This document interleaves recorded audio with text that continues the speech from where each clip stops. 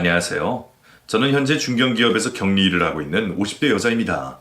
사실 회사 사람들과는 사적인 이야기를 잘 하지 않기도 하고 이 나이가 되니 주변에 친구도 많이 없을 뿐더러 속내 깊은 이야기까지는 잘하지 않는 편이에요. 그러다가 이 채널에 사연을 보내봐야겠다 싶은 생각이 들었어요.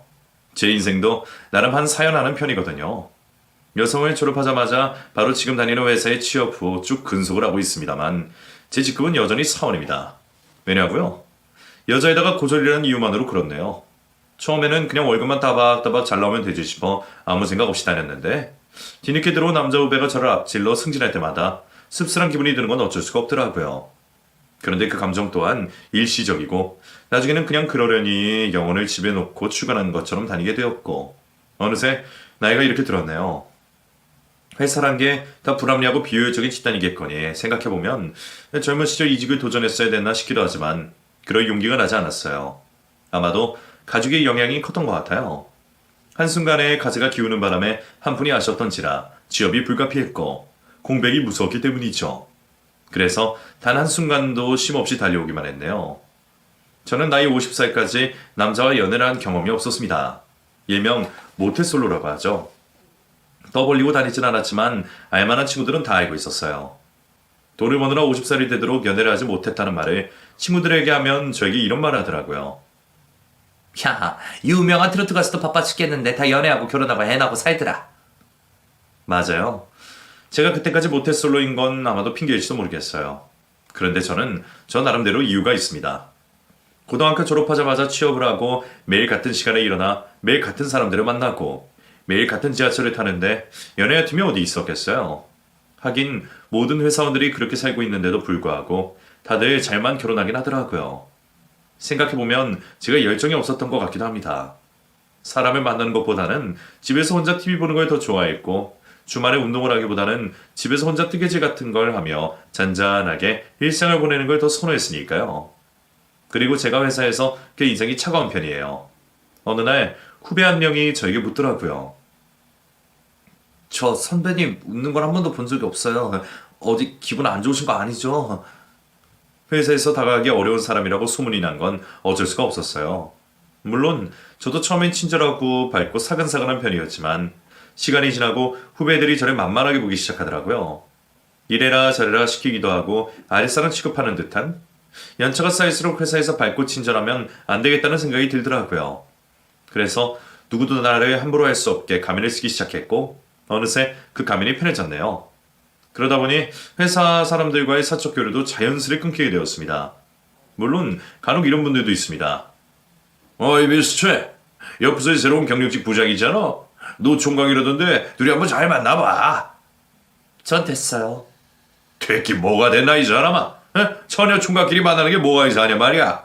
어? 그쪽도 미서 쟤한테 은근 관심이 있어 보이던데 내가 자리 한번 마련해줘. 제 연애는 제가 알아서 할게요. 그런 사람이 그나이까지 애인이 없어? 그냥 눈을 좀 낮춰. 사별이든 이혼이든 요즘 혼자인 남자가 얼마나 많은데. 애는 낳지 않더라도 동반자 하나쯤은 있어도 좋잖아. 나이가 들면 그런 소리를 덜 들을 줄 알았는데 더하면 더했지 덜하진 않더라고요. 회사 사람들은 어찌나 남의 사생활에 관심이 많은지 나이대 맞는 직원 한 명만 찾으면 그렇게들 저에게 연결시켜주려고 안달이 났습니다. 물론 그럴 수 있다고 생각해요. 하지만 저를 불쌍하게 본다거나 완성되지 않은 사람으로 보는 시선은 굉장히 무례하게 느껴지더라고요. 회사 생활과 사생활의 선을 엄격하게 지키려고 노력했지만 늘 선을 넘는 사람은 존재했습니다. 20대 때는 정신없이 회사에 적응하고 돈을 버느라 바빴고 30대 때는 퇴근 후에 주로 친구들과 어울려 놀면서 카페도 가고 새로운 곳도 가면서 시간을 보냈어요. 그러다가 40이 넘어가면서부터 인간관계가 싹 정리가 되었고 혼자만의 시간을 가지기 시작했습니다. 원래는 혼자서 밥도 잘 못 먹고 외로움도 잘 타는 사람이었는데 그때가 되니 혼자서 영화도 보고 밥도 먹고 옷도 살 정도로 잘 돌아다니기 시작했어요. 회사가 힘들었지만 나름 칼퇴가 보장되는 곳이라 퇴근 후에 여러 가지를 배우러 몇 군데 다녔고 그게 나름 재밌더라고요. 그게 삶의 낙이 되었네요. 독서 모임, 도자기 만들기, 미술, 서예 등 다양한 취미생활을 전전하며 저의 40대가 흘러갔습니다. 그러던 중 50살에 저는 처음으로 연애라는 걸 하게 되었어요. 그것도 아주 완벽한 남자와 말이죠. 사실 그때가 되어서는 제 인생에 연애라는 것은 없을 줄 알았습니다. 그런데 갑작스럽게 제 마음에 훅 하고 들어오더라고요. 그림을 배우는 수업이었어요. 5명 정도가 배우는 소규모 모임이었는데 거기서 가장 늦게 도착한 수강생이 바로 그 남자였습니다. 더운 날씨에도 정장을 풀로 차려입고 등장했는데 딱 봐도 비즈니스맨일 것이라는 확신이 들었어요. 사실 그런 수업에서 제 나이대 남성을 만나기가 쉽지 않거든요. 보통 30, 40대 여자가 많아요. 그래서 그분이 클래스의 유일한 청일점이 되었죠. 제 옆이 빈자리라 자연스레 앉았고 서로 간단하게 인사를 했어요. 늦어서 죄송합니다만 저 준비물을 안 가지고 왔어요. 같이 쓰세요. 감사합니다. 저는 황동민이라고 합니다. 최혜정이에요. 수업 시작한 지 꽤 됐습니까? 얼마 안 됐어요. 자기소개하려던 참이었어요. 첫인상은 뭐랄까 딱 전형적인 젠틀맨이라고 해야 할까요? 행동 하나하나 말투 하나하나가 조심스럽고 선을 넘지 않는 느낌. 회사 사람들과는 사뭇 다른 그 모습에 저도 모르게 눈길이 가더라고요. 자기소개를 할 때 들어보니 저와 동갑이었어요. 저도 원래 그런 스타일이 아닌데 그 사람한테는 제가 먼저 말을 걸게 되더라고요. 저랑 동갑이시네요? 아, 그러셨습니까? 저는 당연히 저보다 한창 동생이신 줄 알고. 에이, 무슨 말씀이세요? 저는 빈말 절대 못하는 스타일입니다. 얼마나 정직하면 학창 시절부터 별명이 황정직이겠습니까? 수업이 끝날 때마다 뒤풀이라고 했는데 그럴 때마다 그 사람과 가까운 곳에 앉게 됐어요. 우연인지 필연인지는 몰라도 자연스레 이야기를 나눌 기회가 많아졌죠. 그러다가 그 남자가 저에게 먼저 이런 말을 하는 거예요. 수업 듣기 전에는 뭐 하세요? 글쎄요. 퇴근하고 간단히 밥 먹어요. 퇴근이 몇 시인데요? 6시요. 그럼 수업까지 1시간 정도가 비네요. 그런 셈이죠? 그럼 내일 수업 전에 저랑 간단히 저녁 같이 드실래요? 네? 혼자 드시는 것 같길래 저도 혼자 먹어서 같이 먹으면 좋지 않을까 싶어서요. 혹시 부담스러우시다면 거절하셔도 괜찮습니다. 아니에요. 같이 먹어요. 처음엔 이 남자가 정말 혼자 밥 먹기 외로워서 저 먹자는 줄 알았어요. 그래서 부담 없이 몇 번 저녁을 같이 먹었죠. 그 남자는 어색함을 풀려고 제게 이런저런 대화를 시도하더라고요. 무슨 일 하십니까? 저는 그냥 격리이래요. 아, 대단한 일 하시네요. 재물을 꽉 잡고 계시니 회사의 실세나 다름없으십니다. 그냥 회사원인데요, 뭘. 격리일이 얼마나 중요한데요.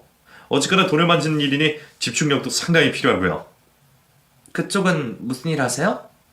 저는 그냥 작은 사업하고 있습니다. 어떤 사업인지 여쭤봐도 돼요?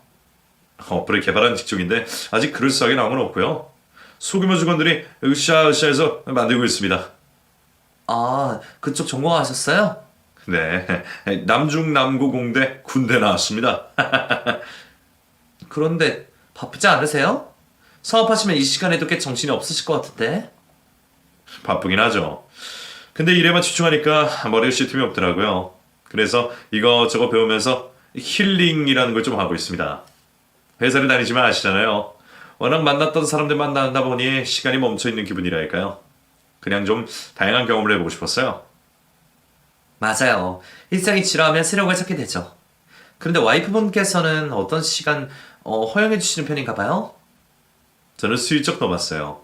이 사람에게 만약 가정이 있다면 단둘이 식사하는 자리는 와이프분에게 굉장히 실례잖아요. 그랬더니 그분이 이렇게 대답하더라고요. 저는 혼자입니다. 그러시구나. 혹시 남편분이 있으십니까? 그렇다면 제가 실례를... 아니에요. 저도 없어요. 보통 저녁에 이런 수업을 듣는 사람들은 혼자가 많죠. 그래서 어렴풋이 가정이 없으실 거라 예상을 했습니다. 맞아요. 가정이 있으면 아무래도 이 시간에 가장 바쁘니까요. 그런데 왜 혼자세요? 아니, 제 말은 좋으신 분 같은데 혼자시길래. 사실 한번 다녀왔습니다. 이혼이요. 아, 그러셨구나. 흔히들 말하는 성격 차이 그런 걸로 일찌감치 헤어졌습니다. 아이는 없고요.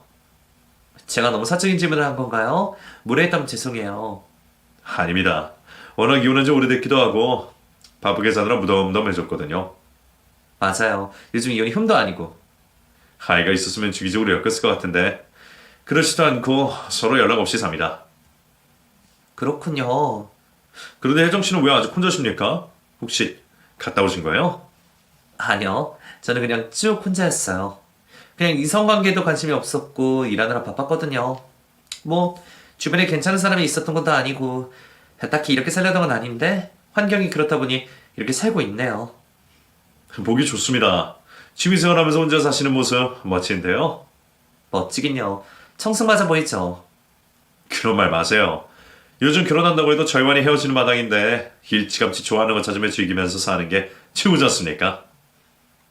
그 남자의 다정함에 냉랭했던 제 마음도 조금씩 녹기 시작했어요. 처음에는 그냥 밥이나 같이 먹자는 마음으로 시작했던 만남이 2번이 되고 3번이 되니까 은근 그 시간이 기다려지더라고요. 그 사람은 만남의 수가 커질수록 더 괜찮은 사람처럼 보였습니다. 점잖고 예의 바른 모습이 끝까지 이어졌고 절대 불쾌하게 만들거나 신경 쓰이게 하는 일이 없었어요. 그 모습이 눈에 띄더라고요. 그렇게 미술 수업이 마지막 시간으로 다가오고 저희의 식사 자리도 마지막 날이 다가왔습니다. 은근 서운하더라고요. 그런데 그 남자는 의외로 쿨하더라고요. 저에게 대뜸 계획을 물었습니다. 앞으로 계획 있으십니까? 어떤 계획이요? 인생 계획 말입니다. 오늘이 마지막 날이지 않습니까? 아, 저는 그냥 회사에 열심히 다니고 똑같이 살 것 같네요. 가끔 그림이나 배우면서요. 좋네요. 그쪽은요? 저도 이제 어플 출시하면서 바빠질 것 같습니다. 네, 그렇군요. 항상 응원하겠습니다.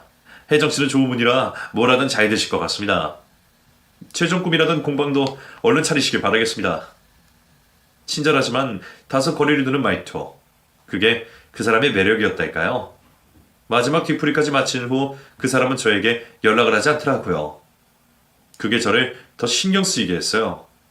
몇 날 며칠을 고민하다가 결국 제가 먼저 시간 되시냐고 밥이나 함께 먹는 거 어떠냐고 연락을 했어요. 아마 인생을 통틀어 남자에게 먼저 밥 먹자고 한 게 처음 있는 일이었을 거예요. 그 남자는 흔쾌히 시간을 내어줬고 저희는 몇 달 만에 만남을 가지게 되었습니다. 저에게 의아한 듯 묻더라고요. 먼저 연락을 해주셨네요. 그냥 밥 친구가 그리웠어요. 원래 밥 먹으면서 정이 되면 끊어내기 힘들다고 하죠? 혹시 바쁜데 괜히 불러낸 건 아니죠? 아닙니다. 사실 혜정 씨 연락 기다렸습니다. 그럼 먼저 하시면 되잖아요. 제가 훨씬 불리한 상황이니까요. 불리하다뇨. 이혼남과 만나주시는 게 아무래도 큰 용기가 필요한 일이지 않습니까? 적어도 여태까지 만난 여성들은 그랬습니다. 그래서 먼저 다가가는 게 습관이 되지 않다 보니까 자신감 가지셔도 될 것 같은데 좋은 분이잖아요. 그렇게 생각해 주셔서 감사합니다. 그냥 가끔씩 만나서 밥도 먹고 커피도 마시고 싶었어요. 만나면서 서러운 얘기 나누는 것도 좋았거든요. 저야 좋죠. 그 사람과 이야기 나누는 게 좋았어요.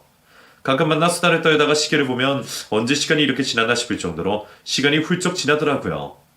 그 사람이 살아온 삶도 녹록지 않았고 저는 그 얘기를 듣는 게 좋았습니다. 사업을 하면서 실패했던 일, 결혼 생활을 끝내게 된 이유까지 전부 알게 됐죠. 이야기를 거듭할수록 참 진실된 사람이라고 느꼈습니다. 그렇게 몇 차례의 만남이 지난 후 그 남자가 어느 날 꽃 한 송이를 들고 오더라고요. 웬 꽃이에요? 저번에 장미꽃 좋아하신다는 얘기를 들은 것 같아서. 너무 감사해요. 예쁘네요? 저기 혜정 씨, 네? 사실 한 송이 말고 꽃다발로 사고 싶었습니다. 그런데 부담스러우실까봐 한 송이만 샀어요. 그러니까 저희 관계를 여기서 명확히 하고 싶습니다. 혜정 씨에게 꽃다발을 선물할 수 있는 남자가 되고 싶어요. 그 말은 사귀시다, 우리. 봄에만 꽃이 피라는 법은 없잖아요. 여름에도 꽃이 피고 가을에도 겨울에도 꽃이 피잖아요. 그렇게 저는 중년의 나이에 첫 연애를 시작하게 되었습니다. 사실 저도 제가 이렇게까지 유치해질 줄은 몰랐어요. 매일 아침에 도착하는 안부 인사가 이렇게 설렐 일인지 세상이 갑자기 달라 보인다는 말이 있잖아요. 사실 그 말을 연애 전에는 이해하지 못했는데 제가 연애를 시작하고 나서야 보이지 않던 게 보이기 시작하더라고요. 그 사람은 주 2, 3일 정도는 제가 퇴근할 때마다 데리러 왔고 집에까지 데려다 주었어요. 바쁜 와중에도 제 끼니를 챙기는 모습이 너무 고맙더라고요. 어쩔 땐 아침에 간단히 먹을 빵과 커피를 챙겨와서 저에게 건넸어요. 오늘 저녁에는 회의가 잡혀서 데리러 오지 못할 것 같아. 그래서 아침에 빵 사두고 온 거야? 안 보면 후회할 것 같아서? 뭐야, 바쁘면 그냥 바쁘다고 문자 하나 보내면 됐지. 일보다 소중한 게 당신이니까 그래. 신기하게 연애를 한 이후로 제 성격이 많이 유해졌다는 소리 들었어요. 특히 회사 사람들에게 많이 들었던 것 같아요. 어떤 후배는 저에게 이런 말을 건네더라고요. 선배님, 요즘 연애하세요? 어? 딱 봐도 이건 연애밖에 없으니까요. 어떻게 알았어? 예뻐지셨잖아요. 가까이 핸드폰 보면서 웃으시고 밝아지셨어요. 내가 그랬나? 암튼 보기 좋아요. 응원합니다. 화이팅! 이 나이에 서툰 게 많았던 저는 한참 어린 후배에게 연애 코칭을 받아가며 기념일날 선물, 데이트 코스 등을 배워갔습니다. 50년의 세월 동안 남자 손 한번 잡아보지 못했던 제가 애인이라니 정말로 큰 사건이 아닐 수 없었어요. 그 사람도 제가 모태솔로였던 걸 어렴풋이 아는 눈치였고 저를 아주 조심스럽게 대해주었습니다. 마치 고등학교 시절의 첫사랑을 대하는 느낌이랄까요. 그 기분이 나쁘지 않더라고요. 애인이 생겼다는 걸 알게 되자마자 저희 어머니는 두 손을 모으고 신께 감사 인사를 드리고 싶구나. 하며 아주 행복해 하셨어요. 어느새 108이 된 어머니와 아버지의 소원은 제가 늦게라도 시집을 가서 가정을 이루고 사는 것이었거든요. 사실 나이가 들면서 그 희망을 버려진 줄 알았는데 마음속 깊이 간직하고 계시나 봅니다. 어떤 사람인지 굉장히 궁금해 하시더라고요. 그 말을 넌지시 남자친구에게 건네니 너무나 흔쾌히 이렇게 말하는 거예요. 이번 주에 인사드리러 갈까? 에이, 아니야. 너무 이러잖아. 일찌감치 인사드리고 허락받으면 좋지. 우리가 20대도 아니고. 그런데 내 상황 말씀드렸어? 이혼 말이야. 괜찮을 때. 이 나이에 한 번 안 갔다 온 사람이 어디 있겠냐면서. 너무 다행이다. 사실 너무 걱정했거든. 그렇게 만난 지 4계절이 지났을 무렵 저희 부모님께 먼저 인사를 드리고 그쪽 부모님께서 인사를 드렸습니다. 이 나이가 되니 그저 둘이 행복하게 살면 그만이지 하시며 서로를 매우 반겨주는 분위기였어요. 부모님의 교제 허락을 받은 뒤 저희는 더욱 각별해졌고 어느새 주말마다 서로의 집을 들락날락 하고 있더라고요. 그러던 어느 날이었어요. 어느 때와 다름없이 데이트라고 헤어지려고 하는데 남자친구가 저를 붙잡는 거예요. 헤어지기 싫다. 내일 보면 되지. 내일 보는 거 말고 매일 보는 건 어때? 그럼 너무 힘들지 않을까? 퇴근 시간도 안 맞고. 그게 아니라 같이 살고 싶다고. 지금 프로포즈 하는 거야? 엄밀히 따지면 사정하는 거야. 나랑 같이 살아달라고. 저랑 결혼해주세요. 뭐야. 이런 얘기는 없었잖아. 그래서 거절하는 거야? 갑자기 그 사람의 안주머니에서 반지 케이스가 나오자마자 눈물이 터져 나오더라고요. 외롭고 힘들게 살았던 지난 나이들이 보상받는 기분이 이런 걸까요? 기쁠 줄 알았던 그 순간에 왜 이렇게 눈물바다가 되었는지 저도 모를 일이었어요. 당황한 남자친구가 허겁지겁 티슈를 뽑아주며 저를 진정시키더라고요. 내가 너무 갑작스럽게 프로포즈를 했나? 기뻐서 그래. 너무 행복해서. 행복하면 웃어야지. 몰라. 그냥 눈물이 나오네. 우는 건 오늘로 끝이야. 앞으로는 평생 웃게 해줄게. 비록 부족하고 모자랄지라도 최선을 다할 거야. 앞으로의 날들은 우리 둘만 생각하자. 내 남은 인생은 당신한테 바치고 싶어. 그렇게 저희는 결혼식 없이 간단히 양가 부모님끼리 식사 자리를 마련하는 곳으로 식을 대치했습니다. 남자친구는 저에게 웨딩 드레스를 입혀주고 싶다고 했었지만 천천히 생각해보자며 한사코 거절했어요. 시집도 못 간 딸 집에 눌러붙어 있을 땐 그렇게 나가라고 하시더니 막상 시집을 간다고 하니 부모님도 기분이 많이 복잡하셨는지 제 손을 꾹 잡으시며 잘 살아야 한다. 하시며 눈물을 보이시더라고요. 나이가 어떻든 딸 보내는 마음은 다 같은가 봅니다. 남자친구가 자켓 마련해 놓은 집에 제 짐을 들이던 날, 바로 그날이 저희의 첫날 밤이 되었네요. 그때까지만 해도 그 사람에 대해서 모든 걸 알고 있다고 생각했어요. 적어도 저는 그 사람에게 모든 걸 털어놓았다고 자부할 수 있었거든요. 그런데 살림을 합치는 그날 뭔가 갑자기 거리감이 생긴 기분이었달까요. 일단 그 사람의 서재에는 제가 마음대로 드나들지 못하겠습니다. 일단 우리 집에서는 규칙이 있어. 내 서재에는 절대 들어가지 말아줬으면 좋겠어. 청소도 본인이 해야겠다고 하더라고요. 솔직히 서운하잖아요. 청소 정도는 내가 해주고 싶은데. 됐어. 거기 중요한 서류들이 있어서 건들면 안 되거든. 청소도 뭐든 내가 할 거니까 절대 들어가지 마. 벌써부터 사생활이 생겼다 이거야? 난 결혼하고 나서도 내 공간을 중요하게 생각하고 싶은 사람이라. 당신도 그럼 자기만의 공간을 만들면 되잖아. 그뿐만이 아니었어요. 제가 그 사람의 핸드폰을 건들기만 해도 예민하게 받아들이더라고요. 아, 미안한데 핸드폰을 안 봤으면 좋겠는데. 안 봤어. 알람 울리길래 갖다 주려고 그런 거야. 알람 울려도 내 건 내가 볼게. 뭘 그렇게 예민하게 굴어. 내가 훔쳐본 것도 아니잖아. 어쨌든 사생활이잖아. 서로의 사생활을 지켜주자. 어? 당신 좀 갑자기 이상해? 뭐가? 내가 귀찮아졌어? 그런 게 아니라 서로 지킬 건 지키자는 거잖아. 생각해보면 연애할 때도 항상 핸드폰을 안주머니에 넣고 테이블에 꺼내지도 않았던 사람이었어요. 그때는 이상한 걸 느끼지 못했는데 살림을 합쳐보니 바로 보이더라고요. 본인의 사생활을 끔찍하게 중요시 생각하는 사람이라는 것을요. 각자가 중요하게 생각하는 게 물론 있을 수 있다고 쳐요. 하지만 제 입장에서는 자꾸 이상한 생각이 드는 게 사실이잖아요. 대체 뭐가 있길래 숨기고 있는 걸까 싶어서요. 혹시 나 몰래 만나고 있는 여자가 있나 싶은 생각이 제일 먼저 들더라고요. 만약 그게 사실이라면 가만히 있을 수는 없는 일이잖아요. 혼인 신고하기 전에 단단히 일러두어야 할 것 같았어요. 그렇게 저는 전날 밤 새 신랑을 붙잡아두고 진지하게 이야기를 좀 하자고 했습니다. 당신 나한테 숨기는 거 없어? 뭐가? 아니 좀 이상하잖아. 나는 우리가 비밀이 없는 사이인 줄 알았어. 그런데 이 집에 들어서자마자 내가 조심해야 할 게 한두 가지가 아니잖아. 내가 너무 혼자 오래 살아서 그래. 나도 혼자 오래 살았어. 우리 둘 다 같은 상황이라고. 솔직히 오늘 조금 서운하네. 내가 서진의 핸드폰에 동의 없이도 파헤치겠다는 얘기가 아니잖아. 그냥 건드리기만 해도 예민하게 구는데 내가 뭘 어떻게 할 수 있겠어. 앞으로 같이 살아야 할 집인데 이렇게 불편하게 굴어서 되겠어? 당신이 그렇게 느꼈다면 내가 미안해. 미안할 거 없어. 나는 부부는 한 몸이나 다름없다고 생각해. 앞으로 얼마나 많은 고난과 역경이 우리 기다리겠어. 나는 적어도 우리가 그런 것들을 지혜롭고 현명하게 대처하고 싶고 평생 반려자로 당신을 선택한 건 충분한 각오가 있었기 때문이야. 당신도 그렇지? 당연하지. 마지막으로 얘기할게. 나한테 100% 솔직하다고 볼 수 있어? 솔직하지? 여자 있는 건 아니고 그건 무슨 소리야. 나로서는 그렇게 생각할 수밖에 없어. 핸드폰 만지는 것도 예민하게 굴잖아? 그런 게 아니라 사업하는 사람들은 다 그래. 연락이 중요하니까.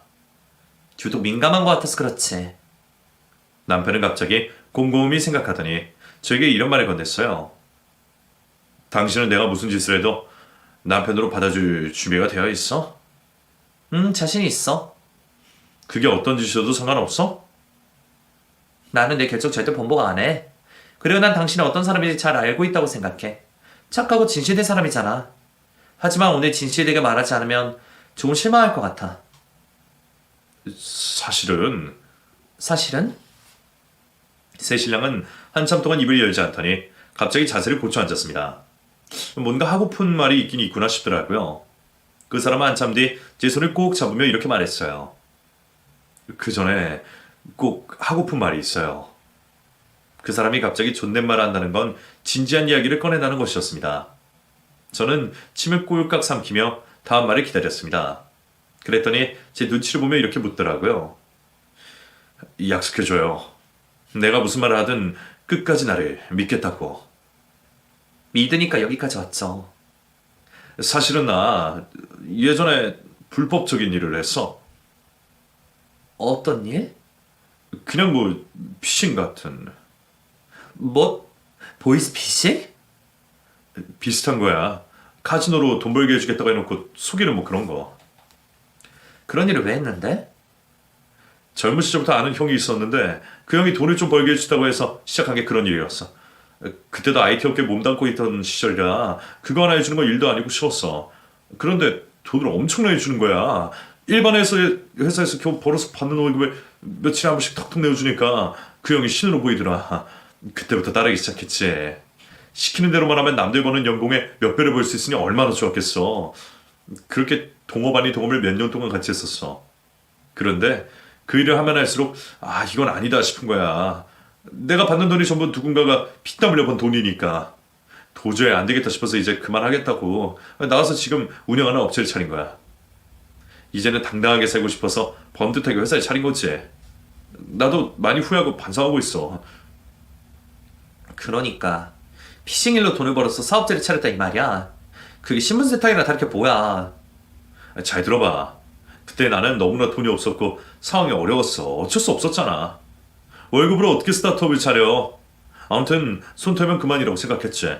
그런데 그게 자꾸 연락을 하는 거야. 한 건만 더, 한 건만 더 사정을 하면서. 그래서 그 일을 지금까지 하고 있다는 말이야? 그냥 프리랜서 형식으로 가끔씩 프로그램만 만드는 정도. 내가 말했어. 이제는 새삼 살아야 하니까 다시는 연락하지 말라고. 그랬더니 글쎄 협박을 하는 거야. 여태껏 내가 했던 일 전부 중고로 남았다면서 발목을 잡는 거지. 나도 사실 요즘 미치 지경이야. 떼어내고 싶어도 그게 쉽지가 않아서 힘들다고. 그 말을 듣는데 정신이 아득해지더라고요. 세상 그 사람이 낯설게 느껴졌습니다. 아무리 그래도 이해할 수 있는 일이 있고 이해할 수 없는 일이 있잖아요. 제가 상상하지도 못했던 일이 불쑥 튀어나오니 표정 관리가 전혀 안 되더라고요. 차라리 다른 문제였다면 이렇게까지 화가 나지 않았을 것 같아요. 제 표정을 읽었는지 그 남자가 묻더라고요. 저기 이제는 진짜 털어내고 당신이랑 새삼 살 거야. 숨기려고 그랬던 건 아닌데 많이 화났어? 아니, 화나는 게 아니라 괘씸하네. 미안해. 하지만 숨기려면 평생 숨길 수도 있었어. 그렇지만 당신한테 솔직하고 싶어서 용기 내서 말한 거야. 내가 말했던가? 우리 아버지가 보이스피싱으로 평생 번 돈을 날렸던 거. 그래서 우리 집 가스가 기울었고 내가 둘째 가장이 돼서 고등학교 졸업하자마자 입사를 해야 했던 거. 난 그때부터 평생 원망만 하며 살았어. 그런 사정이 있었어? 그때 결심했어.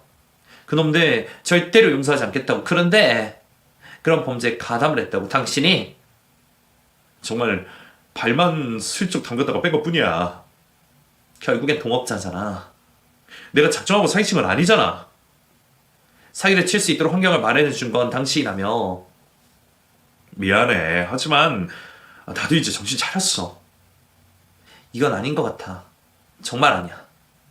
솔직히 당신도 내가 번듯한 사업체 하나 맡고 있으니까 거기에 끌린 거 아니야? 뭐라고? 맞잖아. 내가 변변찮은 놈이었으면 나한테 마음을 줬겠어?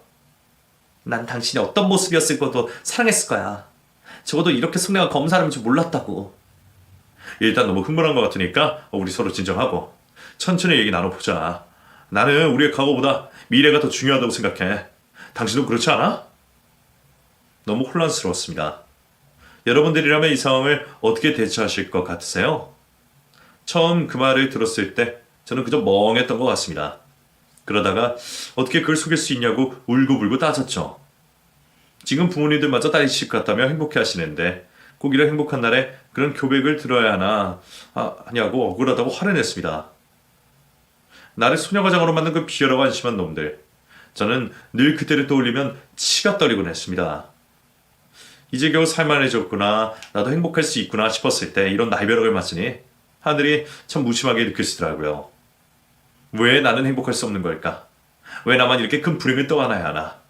나의 평생 동반자라고 생각했던 사람이 범죄자였다니 믿기지가 않았어요. 그것만 말해. 그 일하면서 죄책감은 없었어? 있었지. 그러니까 빠져나오려고 하는 거고. 나도 당신이랑 행복하게 살고 싶어. 새 출발이 너무 하고 싶어서 고백하는 거야. 이 얘기를 처음으로 하는 거야. 당신이 유일해. 그럼 죄값을 받았어야지. 그래, 당신 말이 맞아. 하지만 나는 억울한 것도 많아. 일단 그 일이 그 일이라고 생각하지 못하고 시작한 거니까. 결국엔 돈 때문에 그 일이라는 걸 알아도 감수한 거잖아. 그것도 맞아.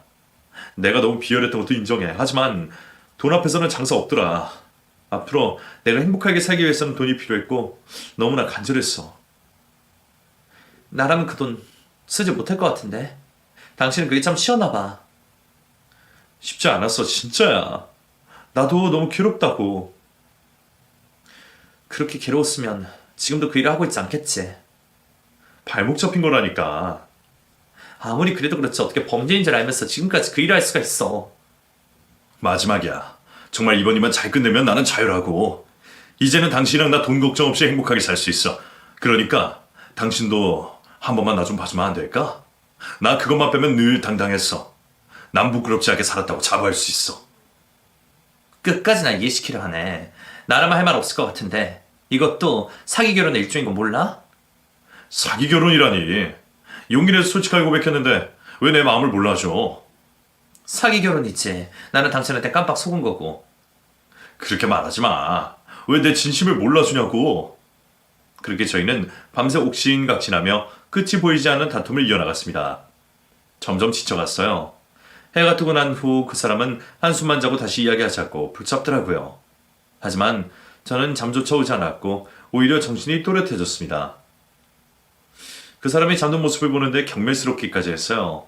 이 정도면 이 사람에 대한 애정이 완전히 사라졌구나 싶어서 오히려 차분히 마음을 정리할 수 있게 되더라고요. 핸드폰으로 피해자 모임 인터넷 카페에 들어가 봤어요. 누군가에게는 인생의 전부나 다름이 없는 돈을 한순간에 빼앗아 간 거잖아요. 그 안에 수많은 사람들의 통곡과 자책이 담겨 있었습니다. 그리고 문득 힘들었던 과거가 떠올랐어요. 그때는 아버지를 정말 많이 원망했어요. 왜 뻔한 거짓말에 속아 돈을 보내줬는지 단 한 번이라도 확인하지 않은 아버지에게 잘못의 화살을 돌렸던 사실이 떠올랐습니다.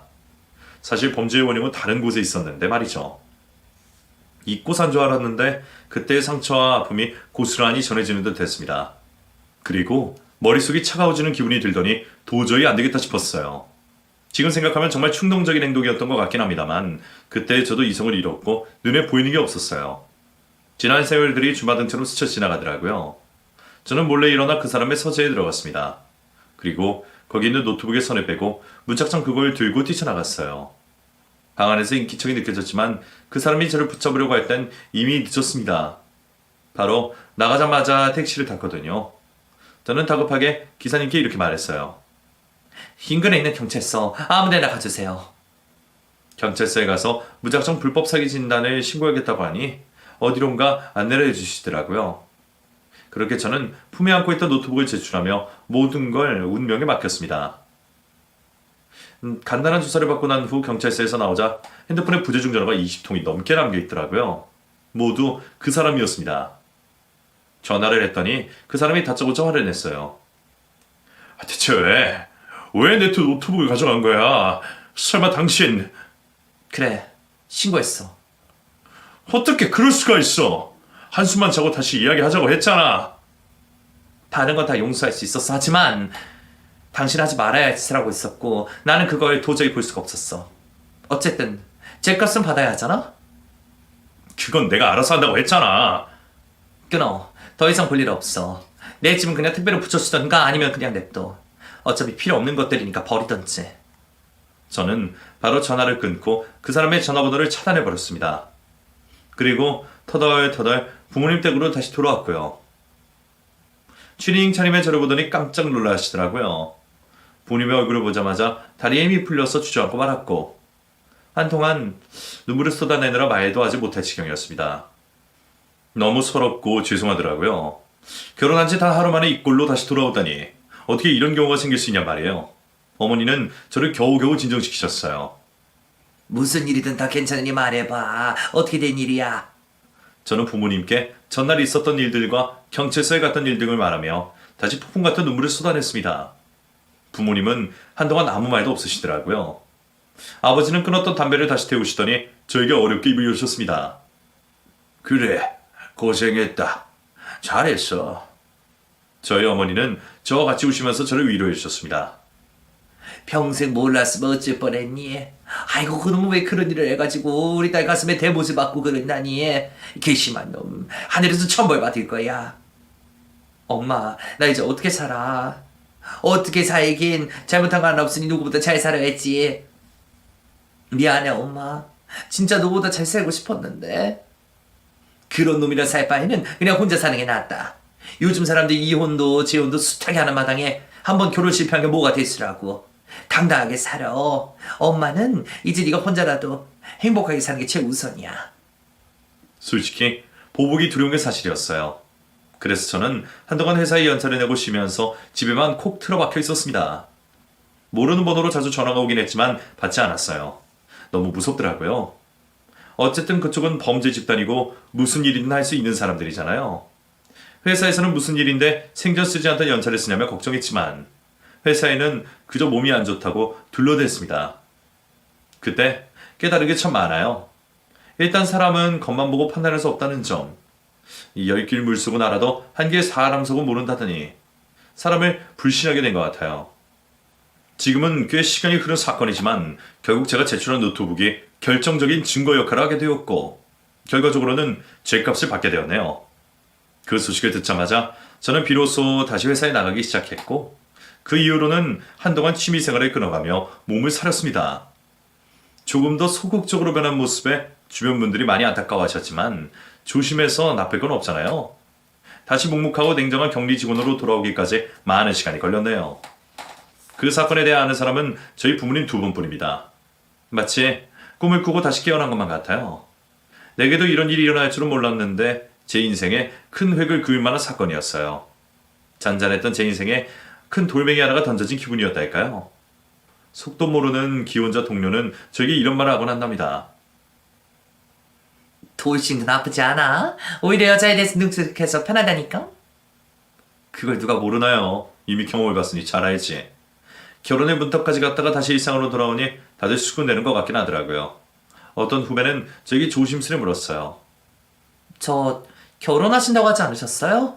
그 후로 아무 소식 없길래요. 식은 안 올리시는 거예요? 아니면 그냥 같이 사시는 건가요? 파혼했어요. 왜요? 왜긴 왜요? 잘 안 맞으니까 파혼했지. 그때 너무 잘 만나시는 것 같길래 임자 만났구나 싶었거든요. 괜찮으셨어요? 안 괜찮을 거 있나요? 어떻게 인생이 한 길로만 쭉 가겠어요? 이런 일도 있고 저런 일도 있는 거지. 좋은 경험했다 쳐야죠. 쿨하게 대답하곤 했지만 가끔씩 그때를 떠올리면 씁쓸해지곤 합니다. 괜히 회사 사람들에게 떠벌레나 싶기도 하지만 어쩌겠어요. 이미 옆질러진 물인걸요.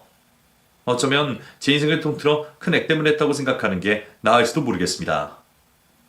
이제는 좋은 일, 즐거운 일, 행복한 일만 있으려고 큰 시련을 먼저 주셨나 싶기도 하네요.